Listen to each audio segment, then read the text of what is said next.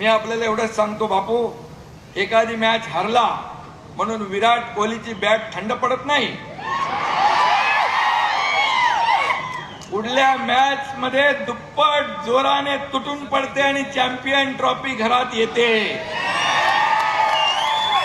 त्यामुळे चिंता करू नका. मगाशी ज्योतिताई म्हणाल्या, काय म्हणाल्या त्या गाडीमधून येता दीपक आबांच्या बद्दल.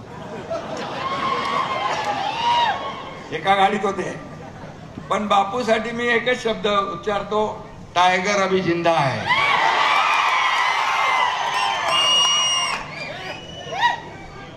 अरे त्याला काय वाऱ्यावर सोडणार नाही मी. हाथ बढ़ाकर आसमां छू लेंगे हम अपनी हार को जीत में भी बदल देंगे हम.